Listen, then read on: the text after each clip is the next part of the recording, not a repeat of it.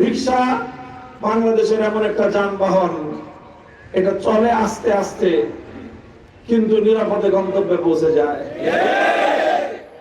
গাড়ি ঘোড়া চলে জোরে, রাস্তায় দুর্ঘটনার শিকার হয়। আকাশে বিমান উড়ে, দুর্ঘটনার শিকার হলে বাঁচার উপায় নাই। লঞ্চ অনেক সময় ডুবে যায়, নৌকা তলিয়ে যায়, যাত্রীরা রেহাই পায় না। একমাত্র যানবাহন গোটা বাংলাদেশের সকলের সর্বশেষ আশ্রয়, সর্বশেষ ভরসা রিক্সা।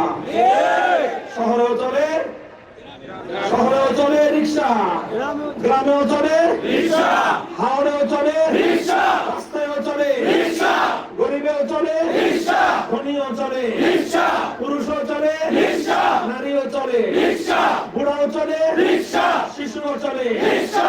সকল মানুষকে গন্তব্যে পৌঁছে দেওয়ার নিরাপদ যানবাহন রিক্সা। সময় থাকতে রিক্সায় চড়ে বসেন, নিরাপদে গন্তব্যে পৌঁছে যান।